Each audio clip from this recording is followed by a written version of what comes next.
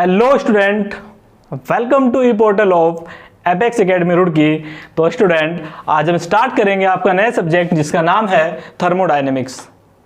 Thermodynamics subject को start करने से पहले यहाँ पर हम कुछ बेसिक डेफिनेशंस की स्टडी करेंगे जिनका थर्मोडायनेमिक्स में काफ़ी यूज है। चलिए स्टार्ट करते हैं। Energy,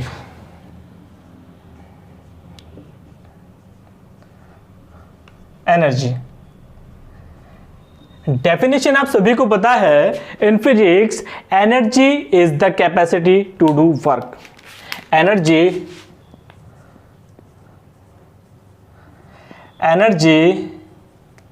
is the capacity, energy is the capacity to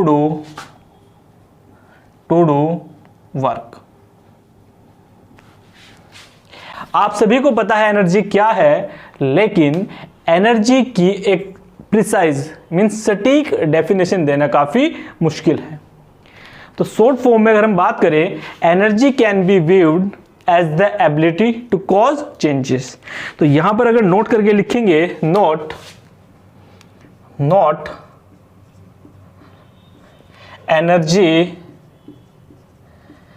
energy can be viewed as the ability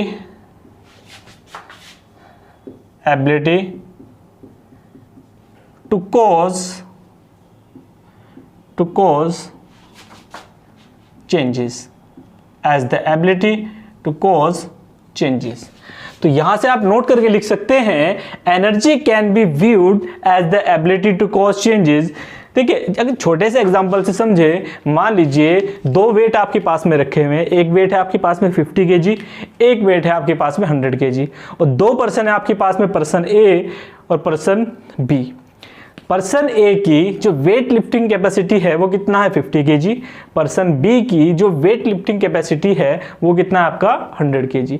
तो पर्सन ए से पर्सन बी की एनर्जी ज्यादा है, वो आप देख सकते हैं। तो यहां पर क्या है, it energy can be viewed as the ability to cause changes.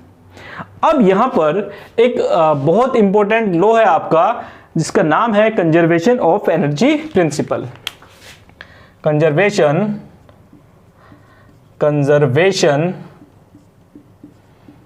Of energy principal. Conservation of energy principal, ये बहुत इंपॉर्टेंट लॉ है आपका, कंजर्वेशन ऑफ एनर्जी प्रिंसिपल। देखिए, it state that during an interaction of energy can change from one form to another but the total amount of energy remains constant। तो क्या है, पहले छोटी डेफिनेशन देख लेते हैं इसकी। it simply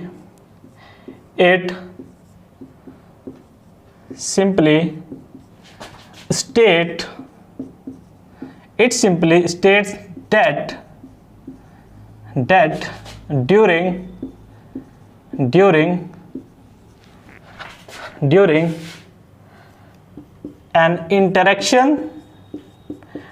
an interaction of energy can change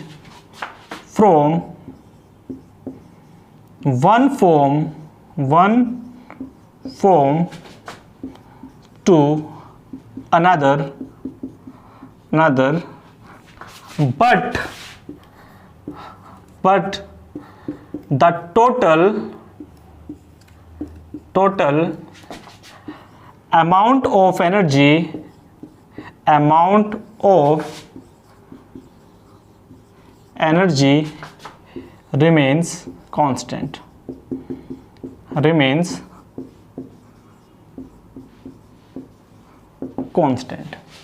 तो यहां से आप देख सकते हैं, it simply states that during an interaction of energy can change from one form to another, but the total amount of energy remains constant.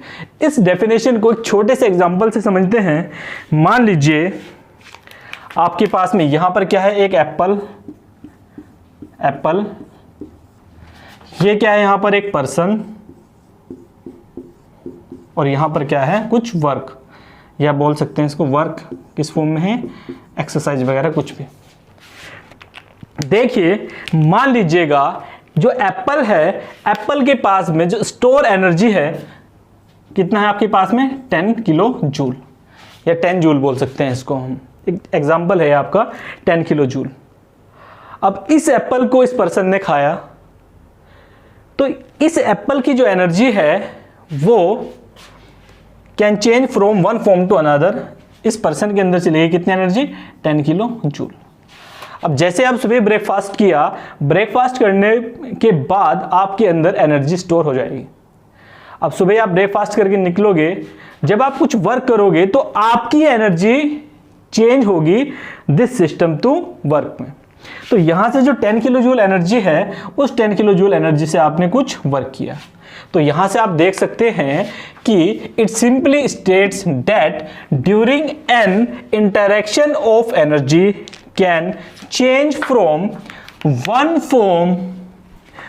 Form to another,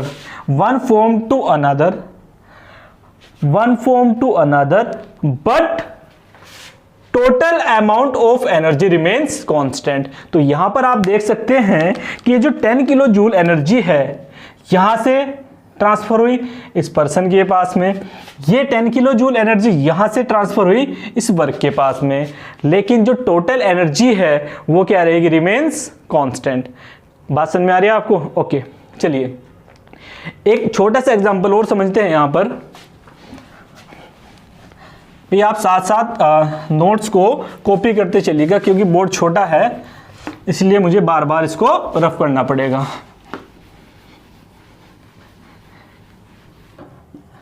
note क्या है आपका, conservation of energy principal, that is energy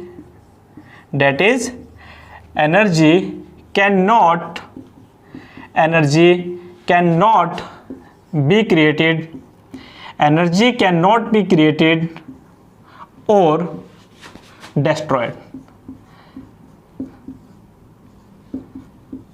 अभी आपने देखा था कि Apple, person और work के बीच में एक एग्जांपल दिया था, तो आप देख सकते हैं कि that is energy can not be created और destroyed.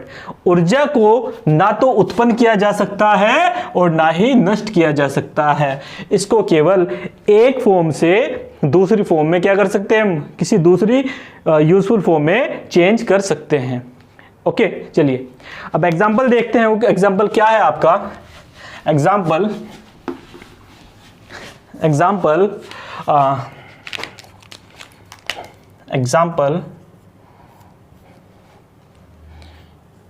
a rock falling off a cliff, तो देखिए क्या है एग्जाम्पल, क्या है, rock falling of A Cliff. मान लीजिए कि आपके पास में एक, ये क्या है, एक पहाड़ी है, और इस पहाड़ी के टॉप पर हमने एक रॉक रखा हुआ है ये, और ये इस पहाड़ी की रेफरेंस लाइन या डेटम लाइन है यहां पर। तो अगर मैं इनिशियल बात करूं तो ये जो आपके पास में रॉक है, रॉक की इनिशियल में जो काइनेटिक एनर्जी होगी वो होगी आपकी 0, जो पोटेंशियल एनर्जी होगी मान लीजिए कितनी है वो इनिशियल में आपकी 10। जब आप इस रॉक को पहाड़ी से, ये क्लिफ से नीचे गिराओगे तो कुछ टाइम के बाद आप देखोगे कि रॉक आपका ऐसा आएगा कुछ नीचे इस तरीके से। तो यहां पर इसकी जो काइनेटिक एनर्जी में चेंज आएगा वो कितना आएगा आपके पास में, मान लीजिए कितना है 4, पोटेंशियल एनर्जी कितनी हो जाएगी आपके पास में 6।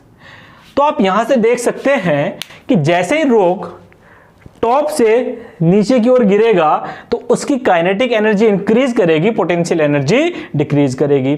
तो हम यहां पर कह सकते हैं potential energy being converted into kinetic energy. It is an example of conservation of energy. बात समझ में आ रही है आपको? चलिए, अब ये जो कंजर्वेशन ऑफ एनर्जी प्रिंसिपल है, ये बैकबोन है आपका डाइट इंडस्ट्री का। डाइट इंडस्ट्री का क्या है आपका? बैकबोन। एक छोटे से एग्जांपल से समझते हैं। मान लीजिए कि यहां पर एक पर्सन है, कुछ इस तरीके से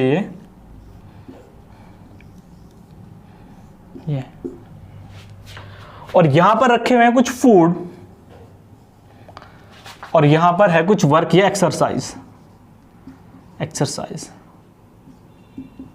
ये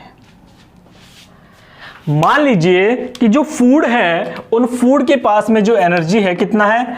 5 किलो जूल। अब ये जो पर्सन है, इन फूड को खाएगा। जब पर्सन फूड को खाएगा तो एनर्जी ट्रांसफर होगी फूड टू पर्सन। अब पर्सन के पास में कितना है? 5 किलो जूल ऑफ एनर्जी। अब उसने कुछ एक्सरसाइज किया, कुछ आउटपुट दिया।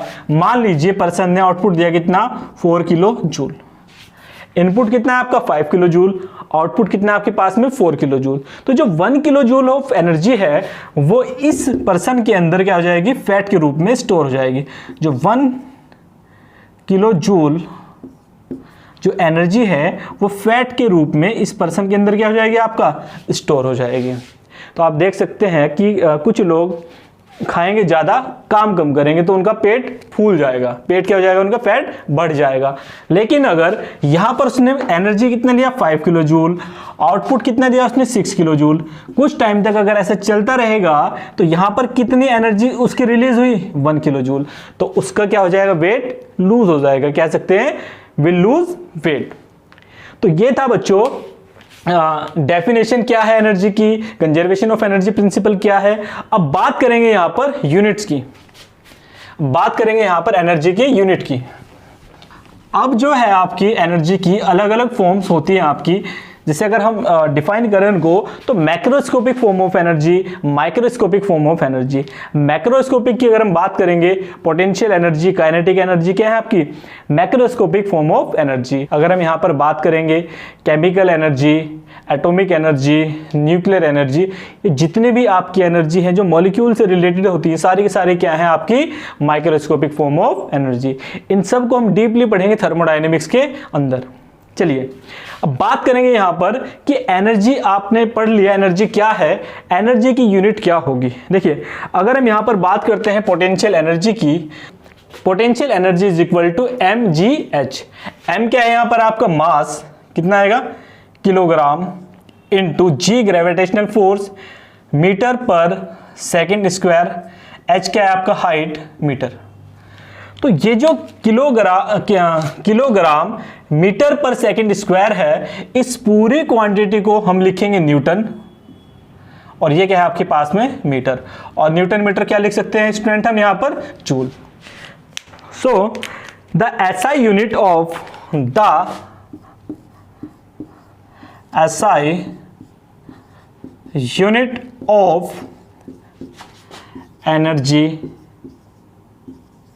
Energy is joule.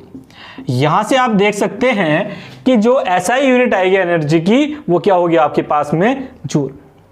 अब एक और डेफिनेशन होती है एनर्जी की जो काफी यूज करते हैं हम न्यूमेरिकल्स प्रॉब्लम को करते हुए। काफी न्यूमेरिकल्स ऐसे होंगे जिसमें एनर्जी जूल में ना देके वो देगा कैलोरी में। तो आपको पता होना चाहिए कि व्हाट इज कैलोरी। अब अगर यहां पर हम बात करते हैं कैलोरी की, देखिए अब हम यहां पर बात करेंगे कैलोरी इन मैट्रिक सिस्टम। देखिए डेफिनेशन लिखते हैं फिर एक्सप्लेन करेंगे। In metric system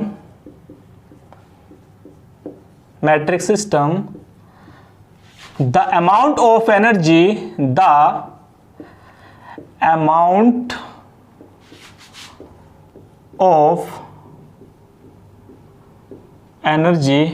needed to raise raise the temperature of 1 gram of water at 14.5 degree centigrade by 1 degree centigrade is defined as 1 calorie. 1 calorie, और कैलोरी को हम represent करते हैं शॉर्ट फॉर्म में CAL, कैलोरी. अब यहां पर अगर मैं बात करूं 1 calorie is equal to 4.186 joule. तो जो एक कैलोरी होगा, एक कैलोरी किसके इक्वल होगा? 4.186 जूल. तो डेफिनेशन देख सकते हैं matrix system, the amount of energy to needed raise the temperature of 1 gram of water at 14.5 degree centigrade by 1 degree centigrade is defined as 1 calorie. 1 gram water का temperature 1 से 14.5 degree raise करने के लिए जितनी energy की जरूरत होगी उसको बोलते हैं 1 कैलोरी.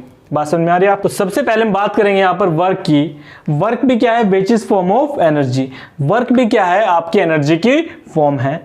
अगर हम डेफिनेशन की बात करेंगे in physics, work is defined as a force causing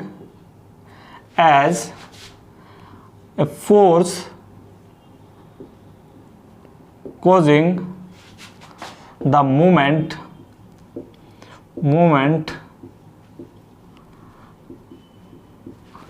or displacement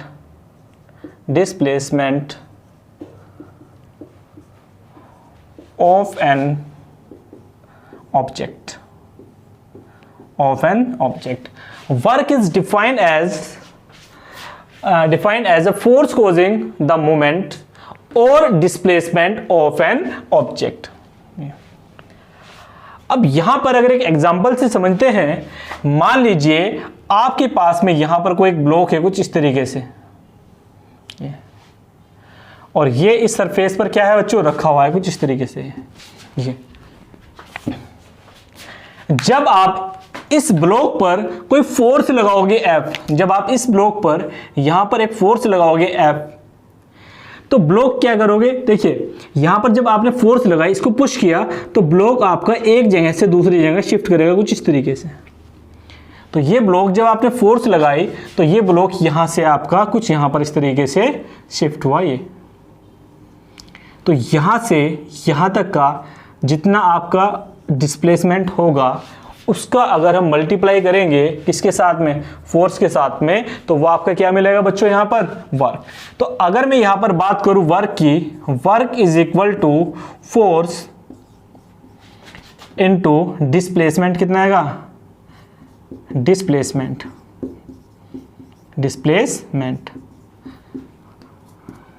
F into x. W is equal to. अब यहां पर जो फोर्स है आपका, फोर्स की यूनिट कितनी आएगी आपके पास में? न्यूटन. डिस्प्लेसमेंट क्या है आपका? मीटर. तो जो फोर्स की यूनिट आएगी न्यूटन मीटर, और न्यूटन मीटर को हम कह सकते हैं joule. So the SI unit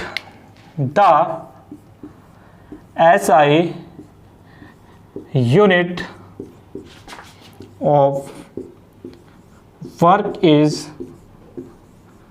joule. The SI unit of work is joule. अब हम बात करेंगे सेकंड यहां पर हीट की. चलिए अब बात करेंगे यहां पर हीट की. हीट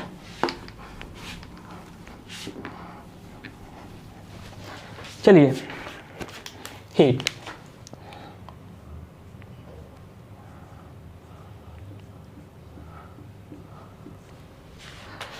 देखिए स्टूडेंट, हीट को एक्सप्लेन करने से पहले हम एक छोटी सी डेफिनेशन की बात करेंगे, जिसका नाम है टेम्परेचर।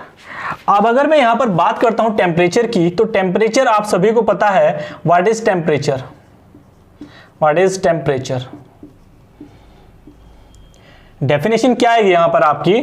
टेम्परेचर क्या है आपका? To major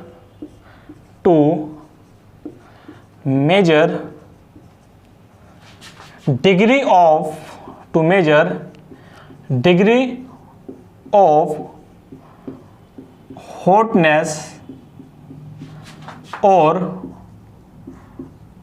coldness of a body is called temperature. Okay. अब the SI unit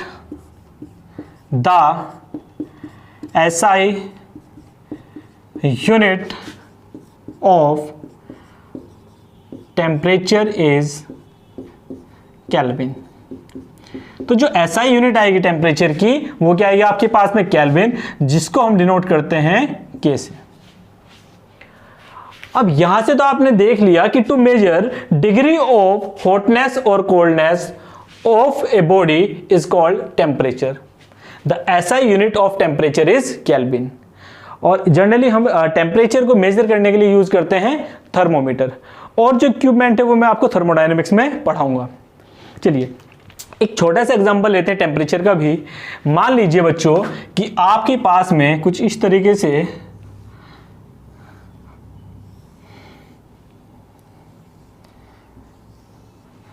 ये एक पानी की बोतल है, और ये हमने इसके अंदर फीड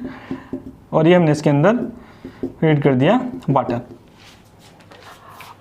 अब अगर आपसे कोई पूछता है कि ये जो बोतल है, इसके अंदर जो वाटर है वो ठंडा है या गर्म, आप हमें बताइए। तो आप क्या काम करोगे? आप इस बोतल को टच करोगे। टच करने के बाद इस वाटर का टेम्परेचर अगर आपकी बॉडी के टेम्परेचर से कम होगा तो आप कहेंगे ये क्या है? ठंडा है। अगर इस बोतल के अंदर जो वाटर है उसका टेम्परेचर आपकी बॉडी के टेम्परेचर से ज्यादा है तो कहेंगे हम गर्म है। ये छोटी सी डेफिनेशन थी किसकी? आपकी टेम्परेचर की। चलिए अब हम बात करेंगे यहां पर हीट की। आई होप टेम्परेचर आपको समझ में आया होगा कि टेम्परेचर क्या है। ठीक है, चलिए अब बात करेंगे यहां पर हीट की। देखिए, the energy interaction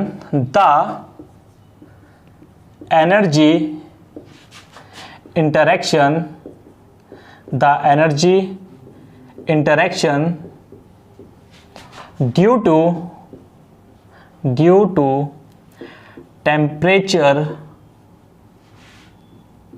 to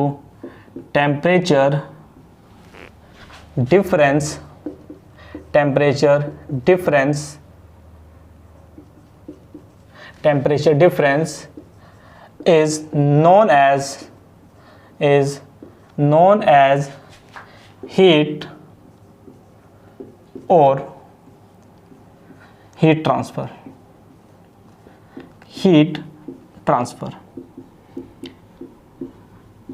देखिए बच्चों, अभी जब हम थर्मोडायनेमिक सब्जेक्ट स्टार्ट करेंगे वहां मैं आपको डीपली पढ़ाऊंगा व्हाट इज हीट। लेकिन ये छोटी छोटी डेफिनेशन बहुत जरूरी है थर्मोडायनेमिक्स को एक्सप्लेन करने के लिए, इसीलिए मैं स्टार्टिंग में आपको ये सब कुछ बता रहा हूं।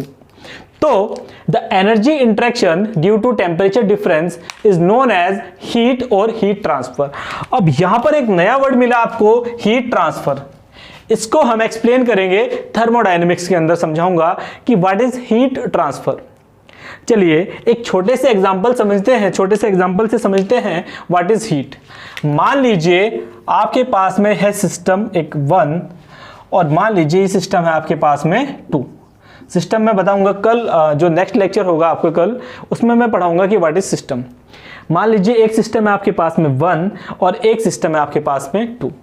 सिस्टम 1 का जो टेम्परेचर है आपके पास में 40 डिग्री सेंटीग्रेड, और सिस्टम 2 का टेम्परेचर है आपके पास में 100 डिग्री सेंटीग्रेड। जो 1 का टेम्परेचर है 40 डिग्री सेंटीग्रेड, सिस्टम 2 का टेम्परेचर आएगा आपके पास में 100 डिग्री सेंटीग्रेड। अब यहां से आप देख के बता सकते हैं कि जो एनर्जी ट्रांसफर होगी वो किस तरीके से होगी। भाई देखिए यहाँ का क्या है, यहाँ टेम्परेचर क्या है ज़्यादा है, यहाँ टेम्परेचर क्या है आपके पास में कम है, तो जो हीट ट्रांसफ़र होगी वो कहाँ होगी, हायर टू लोअर। तो जो हीट या बोल सकते हैं एनर्जी जो ट्रांसफ़र होगी वो क्या होगी आपके पास में, हायर टू लोअर।